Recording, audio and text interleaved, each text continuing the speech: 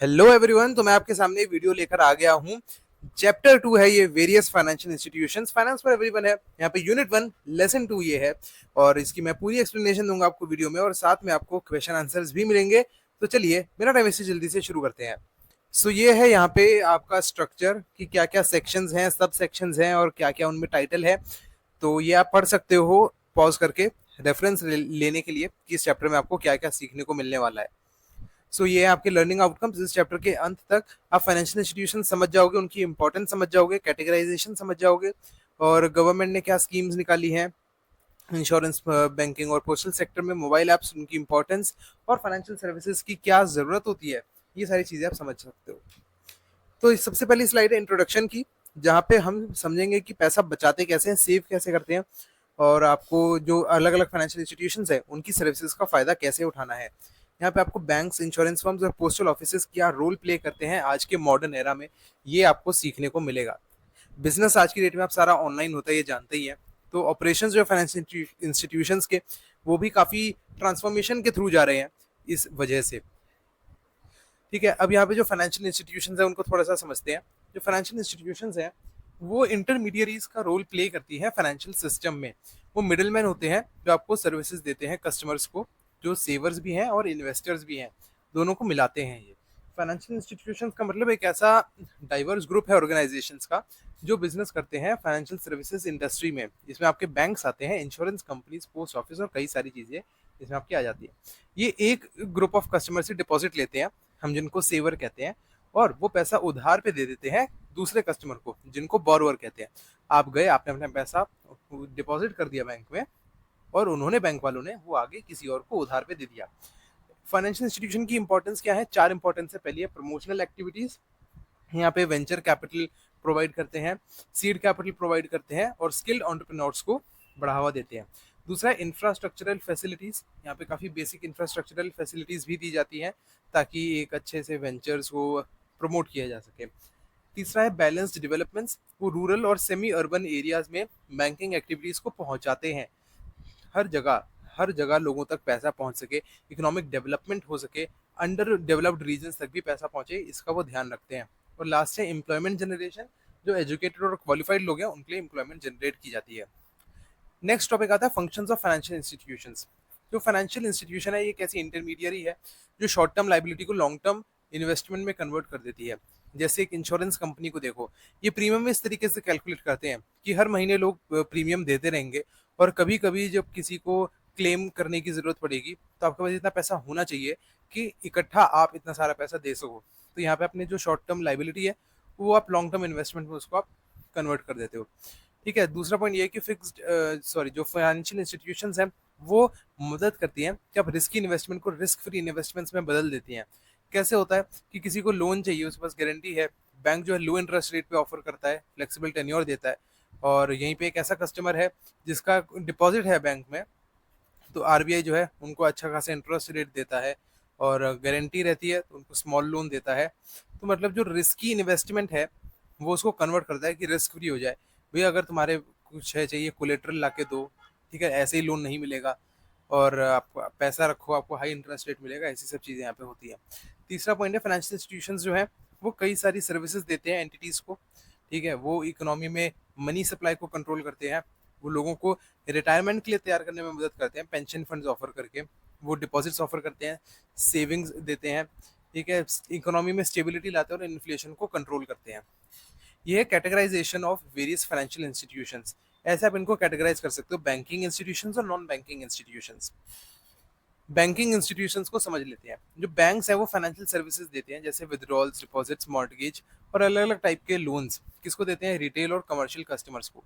Bank जो है वो मॉनेटरी ट्रांजैक्शन भी फैसिलिटेट करते हैं, वो अपने कार्ड्स होते हैं उनके, इलेक्ट्रॉनिक फंड्स ट्रांसफर होता है, करेंसी कन्वर्जन, ऐसी सारी चीज़ें रहती हैं। तो जो बैंकिंग इंस्टीट्यूशन है वो एक कंट्री की इकोनॉमिक डेवलपमेंट में काफ़ी वाइटल रोल प्ले करते हैं। इकोनॉमी को स्टेबल रखना, ग्रोथ के साथ उसको चलना, और बैंकिंग सिस्टम की जो साउंडनेस है, ये सारी चीज़ें यहाँ पे देखी जाती हैं। बैंक्स की इंपॉर्टेंस क्या है? पहला, कि लोगों को एनकरेज करते हैं कि पैसा वो बचाएं, सेव करें। उनको एक अच्छी डिपॉजिट स्कीम्स देते हैं जो सेफ होती है, अट्रैक्टिव होती है और अच्छा इंटरेस्ट रेट देते हैं। दूसरा पॉइंट, वो कैपिटल ट्रांसफर की मदद करते हैं। तीसरा, वो ट्रेड, कॉमर्स, इंडस्ट्री, एग्रीकल्चर वगैरह को फाइनेंस करते हैं, उनको पैसा देते हैं। ठीक है, बैंक्स जो है वो कंट्री जो हमारा है उनकी अलग अलग छोटी छोटी सेविंग्स को कलेक्ट करते हैं, उसको प्रोडक्शन के लिए इस्तेमाल करते हैं, और ये गवर्नमेंट को भी एड देते हैं डेवलपमेंट स्कीम्स, इकोनॉमिक प्लानिंग वगैरह में। अब यहाँ पे सेंट्रल बैंक आता है। सेंट्रल बैंक इंडिया का क्या है? Reserve bank of India, RBI. आपने आरबीआई का बहुत नाम सुना होगा। वो है हमारा सेंट्रल बैंक। सेंट्रल बैंक जो है वो उसकी जिम्मेदारी ये होती है कि हमारी जो देश की करेंसी है उसको मैनेज करना, और असली नोट जो है वो बनाना है, उनको एडिक्वेट सप्लाई रहे, ये सारी चीज़ें सेंट्रल बैंक के अंडर आती हैं। और जो आरबीआई है यानी सेंट्रल बैंक जो है वो गवर्नमेंट का भी बैंक होता है, और मॉनेटरी पॉलिसी इंप्लीमेंट करता है। वो सारे काम सेंट्रल बैंक के रहते हैं। आरबीआई के क्या फंक्शंस हैं, ये थोड़े से कुछ पॉइंट्स में समझ लेते हैं। ये जो बैंक है ना, ये इंडियन रुपी की सप्लाई को रेगुलेट करता है, जैसे मैंने अभी बताया। ये सेंट्रल गवर्नमेंट के जो पैसा है उसकी देखभाल करता है। आरबीआई जो है नोट्स इशू करता है, 1 रुपए के नोट के अलावा वो सारे करेंसी नोट्स प्रिंट करता है। आरबीआई जो है वो बैंकिंग फंक्शंस को कंट्रोल करता है। कहाँ के? जो भी सेंट्रल गवर्नमेंट है, स्टेट गवर्नमेंट है, उन सबकी बैंकिंग फंक्शंस देखता है। वो गवर्नमेंट को मॉनेटरी पॉलिसी पे एडवाइस करता है। वो बैंकर्स का बैंक होता है। इसका क्या मतलब है कि आप जैसे अलग अलग बैंक्स में जाते हैं, आप आरबीआई में खाता नहीं खुलवा सकते। आप अलग अलग बैंक्स में जाओगे, एचडीएफसी में जाओगे, आईसीआईसीआई में जाओगे, एसबीआई में जाओगे, वहाँ ये जो सारे बैंक्स हैं, इनको पैसा अगर चाहिए होता है या फिर इनको पैसा जमा करना होता है तो वो सेंट्रल बैंक के पास जाते हैं, आरबीआई के पास। तो सेंट्रल बैंक जो है ना वो बैंक का भी बैंक है, और वो गवर्नमेंट का भी बैंक है। ये आपको चीज़ें याद रखनी है। जो फाइनेंशियल सिस्टम होता है कंट्री का, उसको रेगुलेट भी सेंट्रल बैंक करता है, और इन्फ्लेशन को कंट्रोल भी करता है। अब कमर्शियल बैंक्स की बात कर लेते हैं। अभी जो जितने मैंने ऐसे नाम लिए, एच डी एफ सी, आई सी आई, ये सारे होते हैं कमर्शियल बैंक्स। इनका प्राइमरी फंक्शन होता है डिपॉजिट एक्सेप्ट करना और लोन्स ग्रांट करना जनरल पब्लिक को, कॉर्पोरेट को और गवर्नमेंट को। ये एसेंशियल फाइनेंशियल प्रोडक्ट्स भी देते हैं, जैसे सर्टिफिकेट ऑफ डिपॉजिट हो गए, सेविंग्स अकाउंट हो गया, इंडिविजुअल्स को भी, स्मॉल बिजनेस को भी। कमर्शियल बैंक 3 तरीके के होते हैं: पब्लिक सेक्टर, प्राइवेट सेक्टर और फॉरेन बैंक। पब्लिक सेक्टर बहुत सिंपल है कि जिसमें मेजोरिटी स्टेक गवर्नमेंट का है, जो नेशनलाइज होते हैं। ये आरबीआई की गाइडलाइंस के अंदर काम करते हैं। और एसबीआई जो है इंडिया का लार्जेस्ट पब्लिक सेक्टर बैंक है। ठीक है, जो गवर्नमेंट के हैं वो पब्लिक सेक्टर, केनरा बैंक वगैरह भी सारे इसमें आ जाते हैं। फिर आता है प्राइवेट सेक्टर। ये प्राइवेट बिजनेस है, इंडिविजुअल्स हैं जिनका बहुत अच्छा शेयर है इन बैंक्स में। ये कंपनीज की तरह रजिस्टर्ड होते हैं विद लिमिटेड लाइबिलिटी। आरबीआई के रूल्स एंड रेगुलेशंस पे मैंडेटरी होते हैं। और आपके आईसीआईसीआई, एचडीएफसी जो बैंक्स हैं, ये प्राइवेट सेक्टर बैंक होते हैं। तीसरी कैटेगरी फॉरेन बैंक्स, नाम से ही समझ में आ रहा है कि जो फॉरेन प्रमोटर्स ओन और मैनेज करते हैं वो फॉरेन बैंक्स होते हैं। इनके हेडक्वार्टर किसी फॉरेन कंट्री में होते हैं, पर वो ऑपरेट किसी और कंट्री में करते हैं। जैसे एचएसबीसी है, स्टैंडर्ड चार्टर्ड बैंक, ये सारे फॉरेन बैंक्स कहलाते हैं। इसके बाद आता है कोऑपरेटिव बैंक। कोऑपरेटिव बैंक एक स्मॉल साइज फाइनेंशियल एंटिटी है, जिसके मेंबर कौन है? बैंक के ओनर्स और कस्टमर्स। ये कोऑपरेटिव सोसाइटी बनाई जाती है, बहुत स्मॉल ग्रुप्स होते हैं वो बनाते हैं, जिनका कॉमन इंटरेस्ट होता है। यहाँ पे म्यूचुअल बेनिफिट का ध्यान रखा जाता है। इनको आरबीआई रेगुलेट करती है, और ये स्टेट कोऑपरेटिव एक्ट के अंदर ही रजिस्टर किए जाते हैं। तो ठीक है, कोऑपरेटिव सोसाइटी जैसे होती है, बस उन्हीं का एक बैंक बन जाता है। इसमें 2 टाइप होते हैं, अर्बन और रूरल। बहुत सिंपल क्लासिफिकेशन है। अर्बन, जो अर्बन या सेमी अर्बन एरियाज में काम कर रहे हैं, ये छोटे छोटे बिजनेस को मदद करते हैं। रूरल, ये यहाँ पे जो रूरल एरिया में काम कर रहे हैं, ज़्यादातर ये एग्रीकल्चर लोन ही देते हैं। इनको रूरल कोऑपरेटिव बैंक भी कहा जाता है। तो यहाँ पे चेकबुक वगैरह का सिस्टम नहीं होता है, ये सिर्फ डिपॉजिट एक्सेप्ट कर सकते हैं। ऐसे चेकबुक और विड्रॉल वो सब नहीं होता है। ठीक है, इसके बाद आता है इंश्योरेंस सेक्टर। इंश्योरेंस क्या होता है? ये 2 पार्टीज के बीच में कॉन्ट्रैक्ट होता है, एक इंडिविजुअल और एक इंश्योरेंस कंपनी। जो इंडिविजुअल होता है वो इंश्योर्ड होता है, और जो इंश्योरेंस कंपनी होती है वो इंश्योरर होती है। ठीक है, उसमें बस एक सीधा सीधा सा कॉन्ट्रैक्ट ये किया जाता है कि इंश्योर्ड जो है उसको अगर कुछ नुकसान होता है तो जो इंश्योरर है वो उसकी भरपाई करेगा। बहुत सिंपल है। इंश्योरेंस आपको पता होगा, गाड़ी का आपने इंश्योरेंस लिया, आपकी गाड़ी ठुक जाएगी तो आप इंश्योरेंस कंपनी वालों से पैसा ले लोगे कि वो आपके नुकसान की भरपाई करेंगे। इंश्योरेंस कंपनीज जो होती हैं वो प्रीमियम कलेक्ट करती हैं कस्टमर से, और वो पैसा इकट्ठा करके जिन जिन लोगों के क्लेम है उनको देती हैं। फाइनेंशियल डिजास्टर इससे कम हो जाता है, क्योंकि आपकी गाड़ी ठुकने की कॉस्ट है। मान लो 100 लोगों ने इंश्योरेंस ले रखा है, लेकिन गाड़ी तो सिर्फ किसी 1 2 5 लोगों की ठुकेगी, तो खर्चा तो सब कर रहे हैं। तो जो गाड़ी ठुकने का जो खर्चा है, जो उसको कॉस्ट आई रिपेयर करने की, वो 100 लोगों में बट गई, तो पैसा बहुत कम हो जाता है। तो फाइनेंशियल आपको एक बर्डन नहीं पड़ता है आपके ऊपर। तो ये लाइफ इंश्योरेंस वगैरह ऐसे काफ़ी चीज़ होती हैं। लाइफ इंश्योरेंस और जनरल इंश्योरेंस, ऐसी 2 कैटेगरीज में डिवाइड किया जाता है। जनरल इंश्योरेंस इंश्योरेंस में आपके बहुत सारे रिस्क आ जाते हैं। आपका हेल्थ इंश्योरेंस हो सकता है, ट्रैवल इंश्योरेंस हो सकता है, वगैरह वगैरह। इंपॉर्टेंस क्या है इंश्योरेंस कंपनी की? कि वो रिस्क को कम कर देती हैं, जैसा अभी बताया। दूसरा है एश्योरेंस है कि अगर आप बहुत सामान आपका डैमेज हो जाता है इंश्योरेंस के बिना, आपको बहुत महंगा पड़ता है, तो यहाँ पे आपको एश्योरिटी मिलती है कि आपका खर्चा कम हो जाएगा। ठीक है। लीगल प्री रिक्विजिट्स होते हैं, कई सर्कमस्टांसेस में लॉ है वो आपको मैंडेट करता है कि आपको इंश्योरेंस लेना ही है, जैसे आपको गाड़ी का इंश्योरेंस लेना ही पड़ता है। ठीक है। फिर आता है कैपिटल फॉर्मेशन, जो पॉलिसी होल्डर की प्रीमियम है उनको पूल किया जाता है और इंश्योरेंस फर्म की इनिशियल इन्वेस्टमेंट कैपिटल वो बन जाती है, उसको आगे वो फंडिंग प्रोजेक्ट्स और इनकम जनरेट करने में काम कर सकते हैं। इंश्योरेंस के कुछ प्रिंसिपल्स होते हैं। पहला प्रिंसिपल होता है प्रिंसिपल ऑफ ट्रस्ट। इसका मतलब दोनों पार्टी एक दूसरे से सच बोलेंगे। दोनों पार्टी मतलब जो इंश्योरेंस ले रहा है और जो इंश्योरेंस बेच रहा है, तो दोनों की एक रिस्पॉन्सिबिलिटी है कि वो सारी चीजें बताएंगे। अगर आप इंश्योरेंस ले रहे हो तो आप सारी बातें बताओगे, सारी चीजें डिस्क्लोज करोगे, और इंश्योरेंस कंपनी भी आपको सारी टर्म्स एंड कंडीशंस डिस्क्लोज करेंगी। ये होता है प्रिंसिपल ऑफ ट्रस्ट।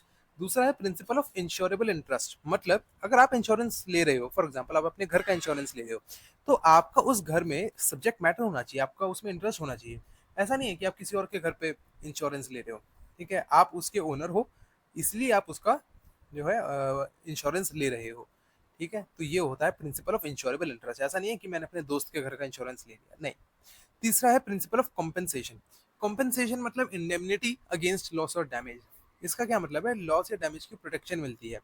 देखो ऐसा नहीं है कि अगर आपकी गाड़ी मान लो जल गई, 10 लाख की गाड़ी थी, और आप इंश्योरेंस कंपनी से कहो मुझे 15 लाख दे दो, नहीं, ऐसा नहीं होता है। आपका एक्चुअल लॉस जितना होगा, मान लो गाड़ी आपकी थोड़ी सी जली है, उसमें या सिर्फ एक टायर वायर टूटे हैं, सिर्फ शीशा टूटा है, तो जितना खर्चा नुकसान हुआ है सिर्फ उतने ही की ही भरपाई आपको दी जाएगी। ऐसा नहीं कि आपकी थोड़ी सी गाड़ी ठुक गई और आप कहो कि भैया मुझे तो अब नई गाड़ी चाहिए, ऐसा नहीं होता है। वो आपका शीशा टूटा तो सिर्फ शीशा रिपेयर करने का पैसा मिलेगा। चौथा है प्रिंसिपल ऑफ सब्सटीट्यूशन। यहाँ पे बहुत सिंपल चीज़ है। यहाँ पे थर्ड पार्टी अगर रिस्पॉन्सिबल है आपके लॉस के लिए, तो उससे पैसे की वसूली की जाएगी। फिर से गाड़ी का एग्जांपल लेते हैं। आपने गाड़ी चला रहे थे आप, एक किसी ने आके आपको ठोक दिया, तो आप तो इंश्योरेंस कंपनी से पैसा मांग लोगे, लेकिन इंश्योरेंस कंपनी क्या करेगी कि अगर किसी और ने आपकी गाड़ी ठोकी है तो वो उससे जाके पैसा मांगेगी कि तेरी गलती थी, तूने एक्सीडेंट किया है, तो हम तेरे से पैसा लेंगे। उसमें आपका कोई लेना देना नहीं है, आप तो बस इंश्योरेंस कंपनी से पैसा लोगे। इंश्योरेंस कंपनी जाके जो थर्ड पार्टी है जिसकी वजह से नुकसान हुआ है वो उससे पैसा लेंगे। सो यहाँ पे ऐसे ये चलता है, इसको प्रिंसिपल ऑफ सब्सटीट्यूशन कहते हैं। और लास्ट है प्रिंसिपल ऑफ कंट्रीब्यूशन, कि अगर आपने दो इंश्योरेंस कंपनी से पैसा ले रखा है, आपको दोनों से पैसा नहीं मिलेगा, आपको टोटल अमाउंट उतना ही मिलेगा जितने का आपको नुकसान हुआ है, वो दोनों कंपनीज आपस में स्प्लिट कर लेंगी। ऐसा नहीं है कि आपकी गाड़ी 5 लाख का नुकसान हो गया, आपने दो इंश्योरेंस ले रखे हैं तो दोनों से आपको 5-5 लाख मिल गए, ऐसा नहीं होगा। थर्ड आता है पोस्टल सेक्टर। क्या इंपॉर्टेंस है पोस्टल सेक्टर की? एक तो इन्वेस्टमेंट स्कोप मिलता है कि आपको कई सारी इन्वेस्टमेंट अपॉर्चुनिटीज मिलती हैं। दूसरा, आपको सेफ और फिक्स्ड रिटर्न्स मिलता है। यहाँ पे सेविंग प्लान्स काफी सिंपल होते हैं और काफी कम पेपर वर्क की जरूरत होती है। इंडियन गवर्नमेंट यहाँ पे गवर्न करती है, फिक्स्ड रेट ऑफ रिटर्न मिलता है और ये काफी सेफ होते हैं। और रिटर्न जो है वो स्टेबल भी होता है। ठीक है। यहाँ पे फाइनेंशियल सर्विसेज देते हैं, banking, money transfer, saving, deposit, retail services, ऐसी सारी चीजें वो ऑफर करते हैं। और लास्टली नेशनल कनेक्टिविटी मिलती है कि यहाँ पे सिर्फ आपको लेटर पोस्ट करने से ज़्यादा भी कई सारी सर्विसेज मिलती हैं, पूरे देश से कनेक्ट कर सकते हो। ये यहाँ पे आपको ये फायदे मिलते हैं पोस्टल सेक्टर के। तो ये तीनों फाइनेंशियल सेक्टर का जो कंपैरिजन है वो यहाँ पे मैंने आपको दिया है। डेफिनेशन ऑब्जेक्टिव रिटर्न है, आप इसको पॉज करके या स्क्रीनशॉट लेके अच्छे से पढ़ सकते हो। वैसे स्क्रीनशॉट की जरूरत नहीं है क्योंकि ये पूरी पीडीएफ में आपको देने वाला हूँ, कैसे दूंगा वीडियो के एंड में देखना। और यहाँ पे ये बचा हुआ है, तो ये बाकी के 2 पॉइंट्स, ये कंपैरिजन आप देख सकते हो। ओके, अब बात करते हैं मोबाइल ऐप्स की। मोबाइल ऐप्स जो हैं वो आजकल इतना बढ़ गए हैं कि उन्होंने हमारे जीने का तरीका बदल दिया है। इससे फ्लेक्सिबिलिटी आई है, आसानी आई है। और जैसी टेक्नोलॉजीज, ब्लॉकचेन जैसी टेक्नोलॉजीज जो है ना, वो बैंकिंग और फाइनेंशियल ऐप्स को काफ़ी सेफ बना रही है। ब्लॉकचेन जो है ना, वो इंटरमीडियरी को एलिमिनेट कर देती है, जो फाइनेंशियली इंडिपेंडेंट पार्टीज है उनके लिए। ठीक है। तो इसके बारे में आपको ज़्यादा डिटेल में समझने की ज़रूरत नहीं है कि ब्लॉकचेन क्या होता है, आपको बस बेसिकली मोबाइल ऐप्स के बारे में समझना है। इनकी इंपॉर्टेंस क्या है कि आपको बहुत फास्ट सर्विस मिलती है, क्विक और एफिशिएंट। ये ट्रस्ट वर्दी होते हैं। अनलॉफुल ट्रांजैक्शंस इसमें काफ़ी कम चांसेस होते हैं क्योंकि आपको ऑथराइज करना पड़ता है ट्रांजैक्शन करने से पहले। तीसरा ये कि आप इसे कभी भी एक्सेस कर सकते हैं। अगर आप देखोगे कोविड के टाइम पे भी सब लोग इसी के भरोसे टिके हुए थे। और लास्ट है शेड्यूलिंग, जिसका क्या मतलब है कि जो इंटेलिजेंट मोबाइल ऐप्स होते हैं ना, वो आपको इनेबल करते हैं कि आप अपने फाइनेंसेस, इंश्योरेंस, पोस्टल सर्विसेज वगैरह को अच्छे से हैंडल कर सकते हो और काफ़ी ट्रांसपेरेंट ट्रांजैक्शंस आपको देखने को मिलती है। अब बैंकिंग सेक्टर के लिए मोबाइल ऐप्स क्या कैसे होते हैं? वो पेपर वर्क कम करते हैं, लाइंस कम कर देते हैं और ये सामने एक नंबर है, इससे आप नॉन स्मार्टफोन यूजर्स भी बैंकिंग सर्विसेज अवेल कर सकते हैं। ये जैसे आपको याद करने की जरूरत नहीं है, ये मैंने आपकी नॉलेज के लिए आपको दिया है। मोबाइल ऐप्स जो है वो आपको बैलेंस चेक करने में मदद करते हैं, फंड्स ट्रांसफर करने में मदद करते हैं, बिल्स पे करने में मदद करते हैं, चेकबुक आपको ऑर्डर करनी है, या फिर जो भीम यूपीआई है, यूपीआई तो हम सबको पता है हम कैसे अपने फ़ोन से फटाक से 2 सेकंड में पैसे ट्रांसफर कर देते हैं, वो आपको यहाँ पे मदद मिलती है। और रूरल एरियाज़ में भी लोग अपने फ़ोन्स का इस्तेमाल करके बैंक अकाउंट ओपन कर सकते हैं, लोन्स के लिए अप्लाई कर सकते हैं। ये फ़ायदे आपको मिलते हैं मोबाइल ऐप से। ठीक है, यहाँ पे कुछ डूज एंड डोंट्स है डिजिटल बैंकिंग के, इसको आप पढ़ सकते हो, बहुत बेसिक चीज़ें हैं। Mobile apps for insurance sector को समझ लेते हैं। देखो जो टेक्नोलॉजी है ना, उसने सब कुछ ट्रांसफॉर्म कर दिया है, इंश्योरेंस फर्म्स को भी मिला ले हम। देखो कोविड-19 जो है उसने इंश्योरेंस इंडस्ट्री को तो खासकर बहुत इम्पैक्ट किया है। कस्टमर नीड्स और बिहेवियर में काफ़ी चेंज आया है। बिजनेस कंटिन्यूटी अश्योर करने के लिए ये कुछ डिजिटल सॉल्यूशंस हैं जो कंपनी ने डेवलप किए हैं। जैसे आईसर्व है कि आप 11 अलग-अलग लैंग्वेजेस में वीडियो कॉल्स कर सकते हो। स्मार्ट डॉक्यूमेंट अपलोड कि आप अपने पेपर जो है वो फ़ोन से अपलोड कर सकते हो। ई डॉक्यूमेंट कलेक्टिंग को इम्प्रूव किया जा रहा है। आई वर्क सेफ ऐप है, आरोग्य सेतु ऐप जैसे आया था हेल्थ मॉनिटरिंग के लिए, तो वो भी अच्छी चीज़ें थी। Instant call patch for tele medicals, यहाँ पे टेली मेडिकल इंटरव्यूज़ कंडक्ट किए जा रहे हैं, आप डॉक्टर से फ़ोन कन्वर्सेशन पे बात कर सकते हो।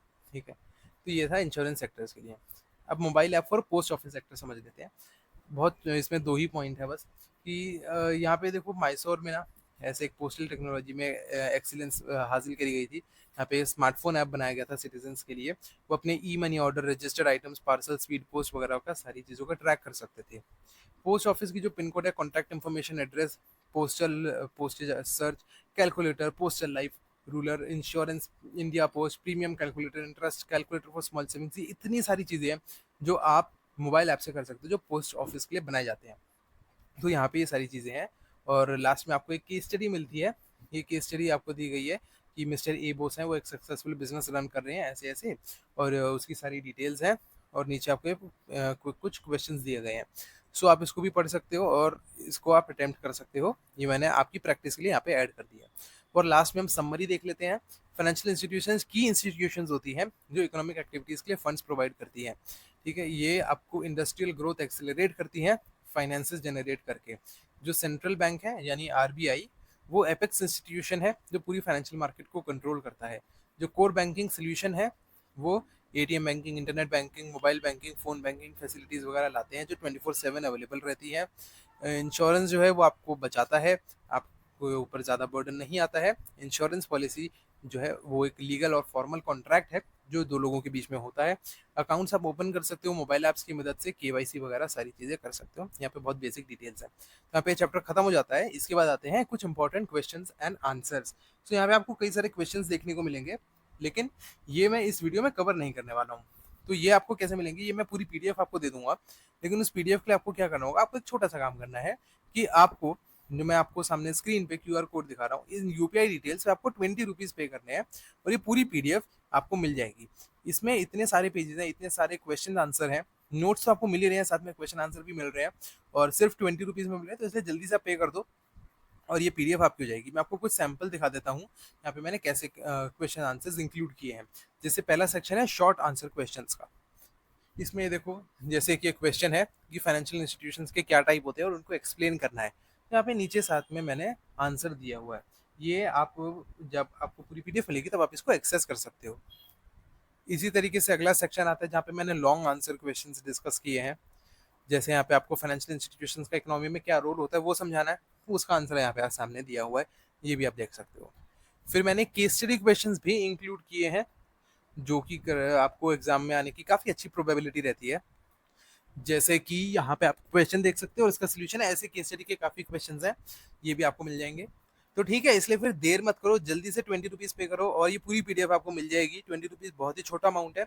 और इस वीडियो को जल्दी से अपने सब दोस्तों के साथ शेयर कर दो और चैनल को सब्सक्राइब करके बेल आइकन को दबा दो ताकि बाकी के जो चैप्टर्स हैं वो फटाक से आप तक पहुंच जाएं और आप उसे मिस ना कर पाओ। सब दोस्तों को दो। आपको पीपीटी के लिए 20 रुपीज़ पे करने हैं और इंस्टाग्राम पे मेरे को मैसेज डाल देना है कि या ये पीपीटी के मैंने पैसे दिए हैं, ये आप मेरे को सेंड कर दीजिए, मैं उसका लिंक आपको भेज दूंगा। ठीक है, तो मैं मिलता हूँ अपनी अगली वीडियो में, तब तक ले tata bye bye and thank you.